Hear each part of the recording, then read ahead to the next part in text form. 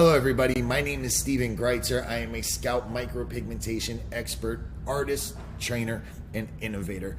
I've been in this industry for 10 years and it's been incredible to see how popular scalp micropigmentation has become and how open the trichology world has come to this procedure. So I wanted to really spend some time on educating the industry on what makes an incredible procedure, also what makes a bad procedure, and how we can fix it. So today, scalp micropigmentation, a critical look, and the intervention of repair. So today in this presentation, we're going to dive deep into the critical components of SMP. We'll explore the factors that make up a well-educated result, as well as learn what to look for in a proper execution in both newly created and healed work. In this presentation, we're also going to explain poorly executed SMP, what went wrong, and the methods used to fix it. So, scalp micropigmentation at its foundation is hair follicle replication, right? Our goal is to perfectly recreate the look of a completely dense head of hair. Now, this is done over a multi-session process using specific tools to create this. SMP is best when it's natural looking and undetectable. So there are several critical components to a perfect SMP procedure. All must be executed properly together to get a proper result. Now, it's imperative to understand what makes a great result so we can also identify when it is done incorrectly. When these factors are done incorrectly, the result looks unnatural, and these errors can be seen not only at the time of treatment or shortly after, but sometimes manifest at a later date when the healing has settled. So the four core factors of scalp micropigmentation are the size and shape of the impressions, also the placement, right? How the impressions are placed, the color, the overall color of the treatment, and the hairline, the style, the shape, and the execution. So the size and the shape of the impressions are absolutely critical, right? The size and shape of each impression should look very similar to the hair follicle. The ink should be placed in the papillary layer of the dermis. This area is very stable and the pigment will stay in place and have clean defined edges and borders. Now, a really well done SMP job will have an imperfect but consistent shape. Remember, we're going for something that is hyper realistic and organic. The impression should be well saturated with clean edges with no halo of pigment surrounding it.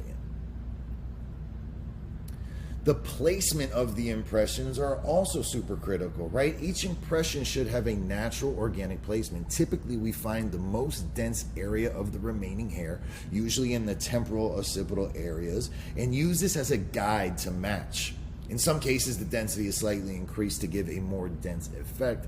However, each area of the scalp may have slightly different levels of density, and that's okay as long as it looks natural. Now, each impression should be organically placed and should avoid any linear or geometric patterns, as this looks very unnatural to the eye. The brain loves patterns, so it's going to find any way possible to create geometric shapes which don't look organic. Now, there should also always be visual skin tone in between each impression, just like a natural scalp. And the impressions should not be placed crowded together or on top of one another to create unnatural shape. So right here is a really great exhibit of what some really well placement should look like. It's perfectly organic. All the follicles are somewhat equidistant and are what I like to call an organic chaos, right? Super clean, hyper realistic, very natural, right? Now, one of the other factors, very important, something that I've pioneered and very well known for, is the color of the treatment. Now, the color of SMP is extremely important. The color of the impression should be some shade of gray to match the follicle. The work should not have a cool tone, meaning no blues, no greens, no purples. The impression should be well saturated and the hue should match the skin tone and undertones, right? We're trying to make this undetectable to look like the natural hair.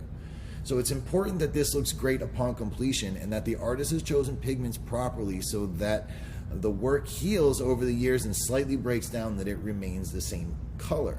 Now, this is done through several different ways, but it comes down to how the artist chooses their pigment, right? This has to do a lot with color theory and also how the pigment is created, what elements are actually in the pigment that is chosen.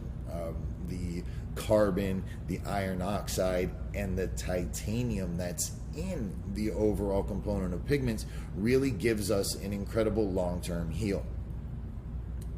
We are typically looking for something that is on the warm side and that looks really natural. We're looking to not only match how the client's hair follicle looks, but it also should have a really great symbiotic effect with the skin color and the undertones, right? So the next critical component is the hairlines, and this is typically the most important part of the SMP procedure. It's one of the most defining aspects of the overall result, and this is where everyone's eyes go immediately, right? There's so many styles for hairlines, ranging from a natural enhancement to barbershop-like finishes. The hairline must be executed flawlessly. Again, this is the most admired part, and this is where eyes go. So this means a few things. Firstly, the hairline is in the right place and it frames the face well. It should work well with the structure of the face and have great proportions. The result should also be appropriate for the client's age, culture, and lifestyle, while taking into consideration that our client's age and the result can last sometimes up to 10 years. So the placement should be organic, and we should pay attention to where our clients are on the Norwood scale to anticipate any further baldness. While the choice is ultimately up to the client, the hairline should not look completely fabricated. Again, we want it to be undetectable. And you can make these really in any choice. You can give the barbershop effect, which is perfectly fine. You know, even though that's not natural, our hair doesn't grow that way, it is natural as far as an overall look and someone's lifestyle and culture, like I mentioned. Also, we can go for, like you see here, a very natural result over here and over here that kind of gives the illusion of some miniaturization happening. Now, we all want to know, of course, what can go wrong in these procedures? How can we spot it, and how can we fix it, right? So let's go back to the size and shape of the hair follicles. Now, an improper size and shape can do two things. The shape itself will just look unnatural and won't look like an actual hair follicle, but most commonly, the biggest problem is what we call a blowout or a halo. Now, a blowout is an impression that is way too big, and this is typically caused by too much pressure or going in at the wrong angle. Now, when this happens, the pigment begins to migrate. You know, the pigment that gets into the lower levels of the dermis, the reticulated layer, there's a lot going on there, and the pigment can actually start to migrate together. At the initial application of the impression, when the blowout or the halo starts, you can see it in these examples here, how it is just right around where the impression is made. However, as months or even years go on, these start to spread a little bit, and they go across the scalp and cause, well, a stain, right? And that brings us to our next thing, is a dermal staining. Now, dermal staining is when the underlying dermis becomes saturated with migrated pigment, leaving large areas of the scalp looking stained, or what we in the industry call a helmet head.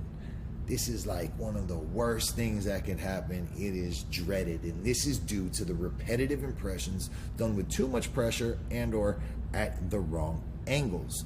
And like I mentioned before, this can be apparent at the time of the procedure. However, a lot of times it can take several months or even years to manifest. Now, this is very difficult to treat. Typically, only laser is going to remove dermal staining. Also, poor placement. Now, poor placement of the impressions across the scalp make the work look really unnatural and take away from the illusion the artist is creating. Now, this typically happens with the artist who does not have a lot of experience or poor training. You know, having the eye for organic placement is something that is developed and starting with a really great foundation in training and practicing as you build and move forward into your career. Now, this is a lack of organic placement. It can be too dense all over or just too dense in certain spots. But basically what's happening is the organic chaos, the hyper-realistic placement is just not occurring. You can see some of these areas here, the dots are just a little bit too close to one another. They're stacked on top of each other, and you can see how the density of the placement, pretty much the impressions per square area, are not consistent. This is not a good result. This is not something we are aiming to create. One of the biggest problems in this industry is bad color. It is one of the most common issues, and this can happen due to simply the wrong pigment choice or going a little bit too deep. Remember, the skin is a filter. So by choosing a pigment color that doesn't match properly with the skin, or going into the lower levels of the dermis, this creates an unnatural color due to the color of our undertones as well as our skin tone, and gives an overall unnatural look. Typically, the colors that we are avoiding are our cool colors, the blues, the greens, the purples. Now, these color issues can happen immediately, or they can start to appear after months or years as the pigment slowly breaks down in the skin. Now, this breaking down of the pigment causes more light transparency, which allows undertones to affect the overall perceived color. Now, most of the time the color becomes cool in appearance, meaning it shows these blue, green, and purple tones. Now, the only way to really fix this is to come back with the chromatic opposite of the tones that we're seeing and actually redo the impressions to give us a warmer and more ash gray natural result.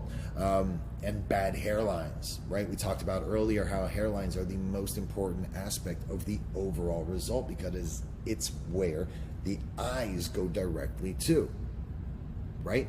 Now, when this is done incorrectly, the whole procedure looks obvious and unnatural, and this can happen for several reasons. Just poor placement of the hairline and poor placement of the impressions to make up the hairline, as you can see in some of these results here. It can not fit the facial structure. Sometimes maybe an off-put widow peak or something like that can throw off the entire look. Bad proportions, or it's asymmetric, overall poor execution, or it just doesn't fit the client or isn't age appropriate, right? When is repair an option, and what are the methods, right? Camouflage is one of the methods we can use. Now, sometimes the poor result is mild. In some instances, we can simply come back and do proper S&P on top of the old work. Now, paying attention to placement and typically going a little more dense and saturated if it allows, we are able to conceal the bad work with new, well-executed work. This is typically rare, but happens when clients do not want to go through other rougher treatments like different types of removal. As you can see, the client had a little bit of inconsistent results, a little bit of staining, but not too terrible. So we just came in on top of it, added some new properly saturated pigment, as well as some really great placement to throw off the incorrect work and give an all-around really natural result. Color correction, as we touched on earlier, in some cases everything looks great on the client except for the color. The follicle size and placement is well executed, however, it's starting to look cool. In this case, we're able to come with the proper pigment choice that is composed of the chromatic opposite of the SMP job. Typically, the initial result is a cool hue. So we go in and use a warm tone pigment and hit each discolored impression, and the chromatic oppositions will leave the result with a realistic gray. Now, this does take a couple weeks, if not months, to settle, but once it cures, the color will look natural and it will last. Now, a hairline correction. There are a few ways we can fix a poorly done hairline. We're able to sometimes adjust the shape if we see some asymmetry. We're also able to adjust the style of the hairlines. If they are too sharp or too straight, we can break up the edge and soften it up. We can also use the manual removal, as we'll talk about in a moment, to do any fine adjustments to these hairlines. Manual removal. Manual removal utilizes lactic and fruit acids to dissolve the collagen and elastin fibroblast bonds which hold the pigment in place. The pigment is then released through the surface of the skin. Then a secondary topical treatment is used to continue the treatment and allow the lymphatic system to remove the remaining particles. Now, the great thing about this is we can target individual impressions, and we have the ability to apply new SMP after 6 weeks of healing. The bad part is that it can't be used for large areas. It is pretty time consuming, and it does not work well on dermal staining. The next option is laser removal. Now, this is used when the negative results are significant. Typically, all of the factors are done incorrectly. In most cases, there are a lot of blowouts and dermal staining paired with oversaturation. Now, in these cases, we must use laser. Laser will completely remove all bad SMP. Now, the clients who choose laser either want to start over with a more competent artist, or they just want it all gone. In either case, laser is the only solution. The most popular lasers are ND, YAG, and Pico lasers, and these lasers can remove anything in just a few sessions, typically more quicker than traditional body art removal. Now, the great thing about this is it does remove the more severe cases, and it's relatively a quick methodology. And however, the bad parts, it is a very painful procedure.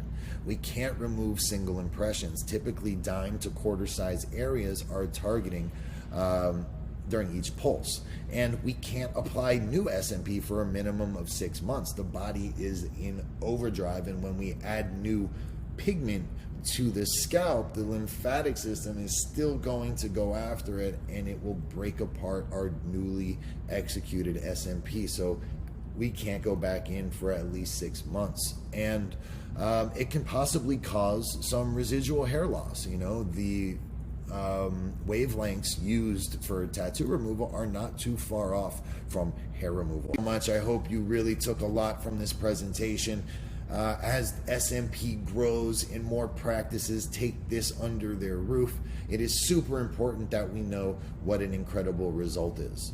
SMP is an amazing solution for so many people, and when done right, can positively change lives in such an incredible fashion. Unfortunately, when done incorrectly, it can really do a lot of damage. So thank you for your time. It was a pleasure to be here, and I hope to see you guys next time.